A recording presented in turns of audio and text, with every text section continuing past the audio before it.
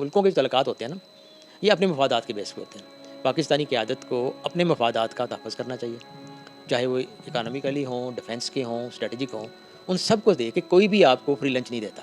कि अभी चाइना और इंडिया के मामलात बड़े कम्प्लेक्सिटीज़ हैं उसके अंदर, इतनी ईज़ी नहीं है, लेकिन एक डोर खुला है, चाइना ने भी और इंडिया ने भी उसके अंदर। लेकिन अभी ऑल आउट जिस तरीक़ा से उनके रशिया के साथ, पाकिस्तान के साथ या दीगर ममालिक के साथ एक ईयर लॉन्ग तल्लुकात हैं, ठीक है ना? उस तरह के तल्लुकात चाइना और इंडिया के नहीं हैं। देखिए, चाइना के पाकिस्तान के साथ रिलेशंस हैं और चाइना पाकिस्तान यूएस रिलेशन ये बड़ा टाइट रोप है। इसके कुछ इम्पैक्ट तो हमें नज़र आते हैं। जब पाकिस्तान अगर अमेरिका से ज़्यादा करीब है, तो सीपैक में जो हमारा ML1 का पहला था, उसमें चाइना ने फाइनेंसिंग से इनकार करके अब हम एशियन डेवलपमेंट बैंक से लोन ले रहे हैं। ये एक इंडिकेशन है कि चाइना थोड़ा-सा शायद इन्वेस्टमेंट के ऊपर हाथ खींच रहा है हमारे साथ। एक हमारी स्ट्रैटेजिक उनसे तल्लुकात हैं, जो मिलिट्री लेवल के तल्लुकात हैं। पाकिस्तान के अब अमेरिका से भी आजकल ताल्लुकात बेहतर होते जा रहे हैं। क्या मतलब बैलेंस किस तरह पाकिस्तान रख पाएगा? और मेरे ख़्याल से कुछ रखा भी हुआ है कि चाइना अभी भी इत्मीनान करता है पाकिस्तान पे, पाकिस्तान भी चाइना पे इत्मीनान करता है। और अमेरिका भी पाकिस्तान पर इत्मीनान करना उसने शुरू कर दिया है।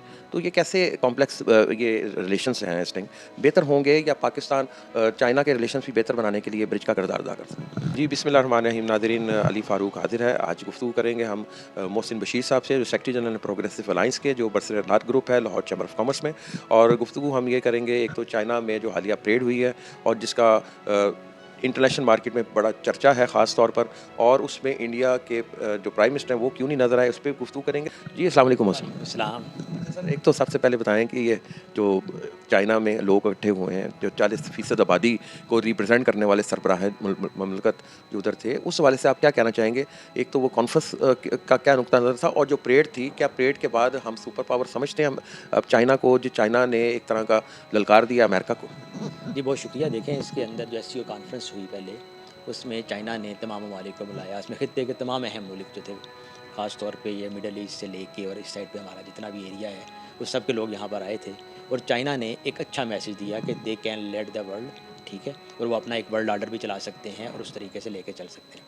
फिर जब अपने जापान के साथ उनका जो था, उसको जो विक्ट्री परेड थी 3 सितंबर की, उसमें चाइना ने अपनी फुल जो है, जो मिलिट्री फ़ोर्स है, मिलिट्री पावर है, उसको एग्ज़िबिट किया है कि हम एक किस तरीके से स्टेल्थ हथियारों से लेके और अपनी परेड की और अपनी आर्मी की जो भी उनकी एबिलिटी थी, उन्होंने वर्ल्ड को शो किया है कि वो एक वर्ल्ड क्लास, वर्ल्ड लेवल की दुनिया की बेहतरीन आर्मी है, वो किसी से कम नहीं है। ये उन्होंने मैसेज पूरी दुनिया में सबको दे दिया है। अब इस मैसेज से कौन क्या सीखता है, ये आगे आने वाले दिनों में पता चलेगा। लेकिन ये पता चल गया कि अब दुनिया में ख़ास तौर पर अगर इस खित्ते में हम देखें कि चाहे वो उधर से ताइवान से लेकर और आपके ये जो यूक्रेन तक और काबुल तक और ये दिल्ली तक, ये सारे डिसीजन जो हैं अब चाइना की मर्ज़ी के मुताबिक होंगे। चाइना को कोई उसके अंदर इग्नोर नहीं कर सकता और चाइना ने भी अपना बता दिया कि वो अपनी पोजीशन जो है वो वापस नहीं छोड़ेगा। They stand in their position.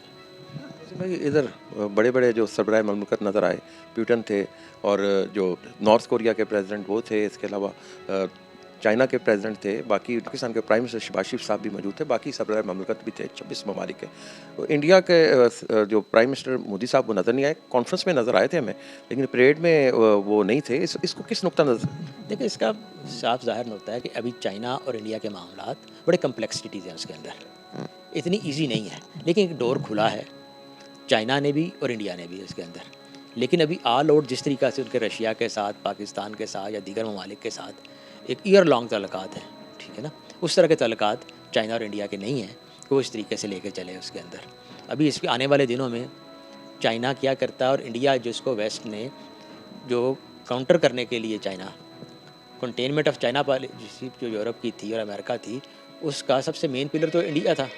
इसलिए इन सारी मामलात को देख के पता चलेगा कि आइंदा आने वाले दिनों में चाइना इंडिया तल्लुकात किस गड़बड़ बैठते हैं और किस तरीके से उसके बाद आगे की सूरत हाल। इसलिए चाइना ने भी और इंडिया दोनों अपने आप को बहुत ज़्यादा सिर्फ SCO कॉन्फ्रेंस तक रखा है, उससे आगे म्यूचुअल के अंदर वो नहीं आए उसके अंदर। पाकिस्तान के अब अमेरिका से भी आजकल ताल्लुकात बेहतर होते जा रहे हैं। क्या मतलब बैलेंस किस तरह पाकिस्तान रख पाएगा? और मेरे ख़्याल से कुछ रखा भी हुआ है कि चाइना अभी भी इत्मीनान करता है पाकिस्तान पे, पाकिस्तान भी चाइना पे इत्मीनान करता है, और अमेरिका भी पाकिस्तान पर इत्मीनान करना उसने शुरू कर दिया है। तो ये कैसे कॉम्प्लेक्स ये रिलेशंस हैं इस टाइम, बेहतर होंगे या पाकिस्तान चाइना के रिलेशंस भी बेहतर बनाने के लिए ब्रिज का किरदार अदा कर सकता है? देखिए, चाइना के पाकिस्तान के साथ रिलेशंस हैं और चाइना पाकिस्तान US रिलेशन ये बड़ा टाइट रोप है। इसके कुछ इम्पैक्ट तो हमें नज़र आते हैं। जब पाकिस्तान अगर अमेरिका से ज़्यादा करीब है, तो सी पैक में जो हमारा ML1 का पहला था, उसमें चाइना ने फाइनेंसिंग से इनकार करके अब हम एशियन डेवलपमेंट बैंक से लोन ले रहे हैं।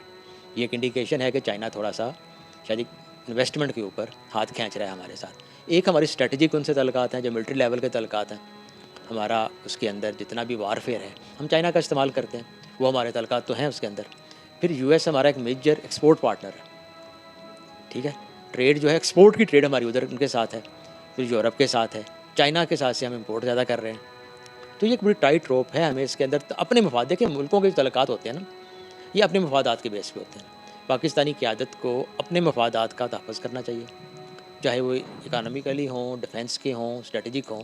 उन सब को देख के कोई भी आपको फ्री लंच नहीं देता, चाहे चाइना है, चाहे US है, चाहे कोई भी है। कोई ब्रादर मुल्क कहने को तो हम हैं सारे। बेसिकली हर मुल्क अपनी पॉलिसीज़ को, अपने इंटरेस्ट को सेफगार्ड करता है। तो पाकिस्तान को भी अपने इंटरेस्ट सेफगार्ड करना चाहिए, और उन इंटरेस्ट के सामने पहली प्रायोरिटी जो है वो पाकिस्तान के इंटरेस्ट रखने चाहिए, ना कि हम किसी ग्रेटर गेम का हिस्सा बने। हम अगर किसी गेम का हिस्सा बने, जो बदकिस्मती से हम कोल्ड वार के अंदर उन चीज़ों में रहे, हमें उसका नुकसान हुआ है, हमें फ़ायदा नहीं हुआ। हमारे यहाँ पर अनरेस्ट हुई, दहशतगर्दी हुई, हम किसी कभी एक फ़ोर्स के साथ थे, किसी के अगेंस्ट हो गए, उसने हमें नुकसान पहुँचाया। अभी अब आप समझेंगे कि चाइना अब सुपर पावर है, अमेरिका का दवाल शुरू है, आप इसको राइजिंग ऑफ चाइना कहेंगे और ये डाउनफॉल ऑफ अमेरिका भी कहेंगे? देखिए, अभी हम इसको बहुत जल्द ऐसी बात नहीं कर सकते। देखें, चाइना नो डाउट आ गया ऊपर, लेकिन अभी चाइनीज़ सोसाइटी उस तरह से ओपन नहीं है। US सोसाइटी को ओपन सोसाइटी थी प्री ट्रम्प। वो पूरी दुनिया, सारी दुनिया के लोगों को, टैलेंट को अपने अंदर समेटती थी, एक अपना रोल प्ले करता था, ठीक है। अब जो उसने अपना रोल चेंज किया है, इससे पता चलेगा कि अब के दुनिया में वो अपनी बात चला सकता है, ठीक है। और क्या चाइना सिर्फ अपने कारोबारी इंटरेस्ट को देखेगा, अपने हदूद से बाहर निकल के भी किसी मामले में इन्वॉल्व होगा, जैसे US हर मामले में जाके अपने इन्वॉल्वमेंट करता है। चाइना ने अभी तक ऐसी नहीं की। दुनिया के अंदर चाहे यूक्रेन का इशू हो, चाहे गज़ा का इशू हो, अभी तक कोई ऐसा क्लियर कट चीज़ नहीं आई। खुद हमारे खित्ते के अंदर कश्मीर का इशू है, चाइना उसके ऊपर भी अभी तक कोई ऐसा नहीं ले सका। क्या चाइना दुनिया के अंदर अमन के लिए अपने पॉइंट ऑफ व्यू से काम करेगा, जिस तरह US कर रहा था? तो फिर हम इसके ऊपर बात देख सकते हैं कि US किस तरह है और चाइना किस तरफ देख रहा है। अभी मैं नहीं समझता कि दोनों एक दूसरे के मुकाबले में आ रहे हैं। बहुत शुक्रिया जी, मोहसिन साहब की गुफ्तगू सुनी। चाइना और का दौरा था जो इंटरनेशनल कम्युनिटी मौजूद थी, जिसके बारे में मोहसिन बशीर साहब का कहना था फ्री लंच कोई मुल्क नहीं खिलाता, इंटरनेशनल पॉलिटिक्स का हिस्सा है कि सारे ममालिक अपने मफादत को देखते हैं। पाकिस्तान को चाइना और अमेरिका से ताल्लुकात बेहतर करने के सिलसिले में बैलेंस होकर चलने की अशद ज़रूरत है, ताकि ये ना हो कि अमेरिका के करीब हम इतने चले जाएँ कि चाइना से दूर हो जाएँ, और चाइना के करीब इतने चले जाएँ कि अमेरिका से दूर हो जाएँ। हमें अपने मफादत का ख्याल करना होगा। नेक्स्ट टाइम दोबारा हाजिर होऊंगा, तब तक के अली फारूक को इजाज़त दीजिएगा। कैमरामैन काशिफ हमायूं के साथ अल्लाह निगहबान।